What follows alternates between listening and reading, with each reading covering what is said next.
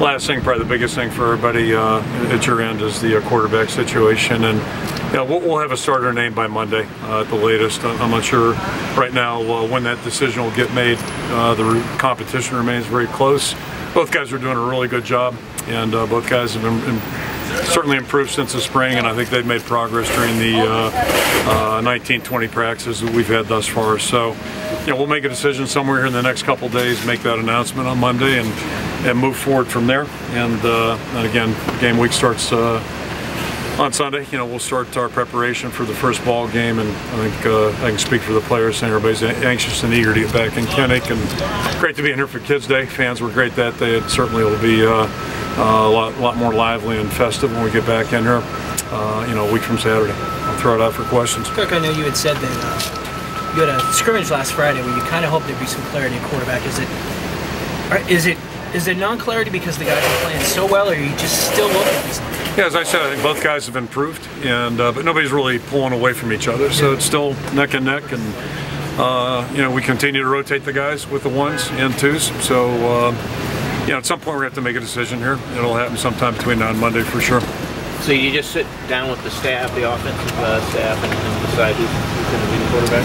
Well, yeah. At some point we'll all sit down and talk, and we've been doing that every day, not just periodically. So. We evaluate all the players every day, and it's certainly a little bit more prominent position. And if one guy had pulling away by now, we would have gone ahead and named him. But right now, it's still pretty close. He's done a good job. How much is the QB race? Those guys trying to pick up the offense and translate the new offense. I don't think the translation's been all that hard for him. You'd have to ask them, but I think it's been pretty smooth. The biggest thing is just getting themselves comfortable, and then also getting comfortable with their teammates. We got a lot of moving parts in that passing game. So, I think it's a combination of that. It'd probably be easier for both of them if we just had, a lot of returners in the perimeter. We don't, so that's made it a little bit different, a little tougher for us to evaluate as well. But, I'm comfortable. We'll be ready to play next Saturday, and, whoever it is that's leading us and whoever's playing receiver and tight end, all those things, everybody's going to have to do a good job. You said it's tougher to evaluate. Is that because the newness on the quarterbacks, newness on the receivers? Yeah, it's everybody combined. So the chemistry, the gelling of things, it looks a lot better than it did in April. But clearly we weren't there in April, and 2 weeks ago it did. Hit and miss, that type of thing. But we're gaining ground. It's like anytime you have new players, there's going to be that. Kirk, are you confident a quarterback will emerge in this time, or you just have to pick one? Well, if they don't, then we will pick one. And then sometimes it's not always scientific. A lot of times it's not, and that's true at all positions. So, you judge a body of work, and then we go with it. And if that is the case, it's a delicate balance. We'll keep an open mind. You don't want whoever it is in there playing looking over their shoulder every snap. That's not healthy. We don't want that in any position. As we move forward in the season, it's true of all positions. The guys that are struggling, at some point we're going to give them somebody else an opportunity, and but we're just looking for gradual gains. That's what we're looking for. It's true to every position. What have you liked about both Stanley and Wiegers? Stanley clearly beat him out last year.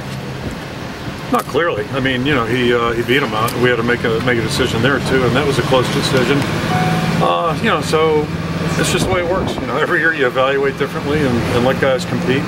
Last year Nate was slightly ahead of Tyler, and right now it's pretty much neck and neck. So we'll see where it is next weekend, and probably make a decision. Is it a thing where one quarterback just has more arm talent and the other one knows? No. Who plays the position the best? If it was that simple, we'd have them all stand at the 50 and see who could throw it the furthest. John Alt used to be able to throw it, about 75 yards.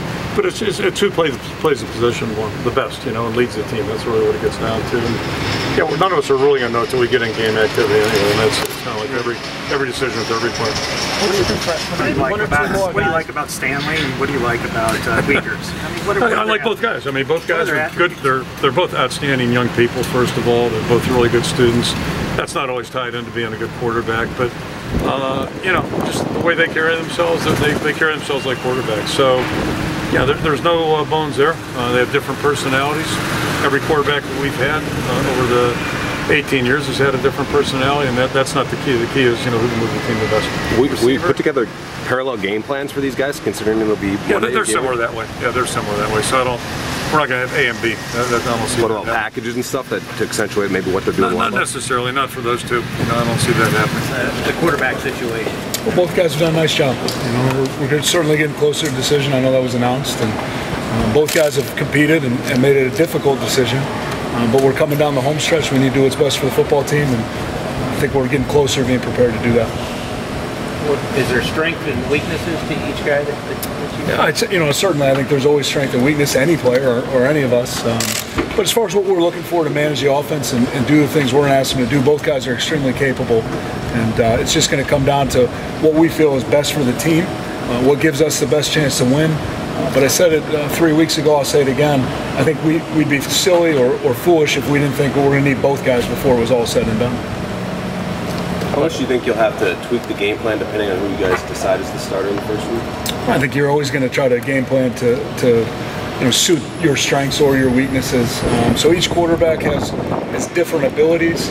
But I would tell you that overall, based on what we're doing offensively, we've taken account so many things at other spots too, that I think the plan would be very similar for either guy. Ryan, are you surprised it's taken this long?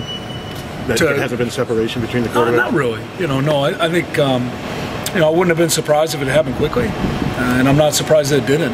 Both guys are competent, both guys are capable, both guys are competitors, and both guys are viewed by their teammates as being leader and quarterback type players. So it didn't surprise me that it's taken this long or been this close.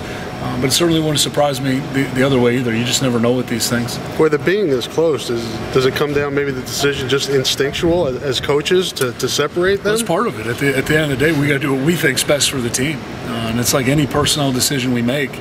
You always have that conversation with the players. Hey, look, we're doing what we think's best for the team. And that's what we have to do. That's our job. And we have to live with that. And I would tell you, at least in my experience of guys getting playing time, getting reduced playing time, whatever it is. I remember playing James Daniels as a true freshman. And I don't know if you guys recall, but at the time, Sean Walsh had to come out of the lineup at times to get James Daniels in there. And at that time, I didn't really feel that Sean deserved to come out of the lineup. I didn't think James had maybe earned that playing time yet. But we knew that he was going to develop and that we were going to need him at some point. That's a hard conversation to have with a guy like Sean Walsh, who's doing everything right, has played in games, has done all those things. Hey, by the way, we're going to take about 3 series off you so we can get this young guy some reps. And you guys have been around Sean a little bit. I wouldn't say Sean was like real excited about that plan. But that's our job, and we have to do things like that. We have to make those decisions. I just think the key is always communication and being real transparent with the whole group, and understanding, like I said before, it's a long year. So if we had to use both before it's all said and done, that wouldn't surprise me, just like having a long competition doesn't surprise me. I'm kind of past surprises at this towards that. Brian, when you're looking at quarterback, how much of it is examining the numbers, how they compete in practice, how fast the ball gets out of their hands versus maybe the intangibles, or maybe a scrimmage is valued more than a drill? What's kind of the breakdown there? That's a big part of it. You want to look at the numbers, you want to look at the tangible data and what that says. Then you also have to go with what you see, right? And then you have to also go with what you feel. And that's all part of the decision. That's why it's not an easy decision. If one of those things is just so obviously different, then of course that makes an easier decision. We're talking last year, C.J. Beathard was clearly going to have the best numbers, gave you the best feel, and he showed up the best in competitive situations. But I think when you're looking at 2 guys that haven't played a lot of football, it's not unexpected that it's so close, but it makes it harder because now you're looking at all 3 of those things and you're trying to make that decision, and you don't want to make sure, what you do want to make sure is that something doesn't outweigh the other thing, and that you're being as fair as possible, and that's really what we're trying to do right now. Brian, how do you maintain the continuity or chemistry when you're using 2 different quarterbacks? I'm sure that's an important part of this month. Yeah, it's a little bit harder when you got guys in and out of there. But we deal with it on the offensive line. We deal with it at running back. Anytime you're in practice, you're going to deal with rotations. But we do the best we can that when we get into live situations or scrimmage type situations, that we kind of keep one guy with one group, just like we keep one line intact, right? Or we keep a backfield intact the best we can, so that we are recreating that 8-7 or a 7-8-9 play series where everybody's together. Gotcha. Is there any division or debate amongst the coaches where maybe some coaches are more in favor of one guy and others in favor of the other? Is everyone kind of equally I think that'd be a great story, wouldn't it?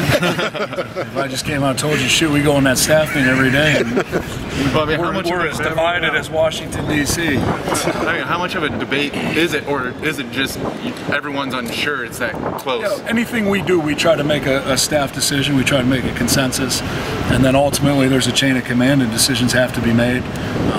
But right now, I mean, there's no division, we're all trying to find out what's best for our football team. And I would share this with you. Obviously, the quarterback thing gets the most play, the most attention, and I understand that. But we have other position battles going on too, and there's other spots where we're trying to find out who those guys are going to be. So, every day we're having personnel discussions and trying to put our best 11 on the field. How hard is it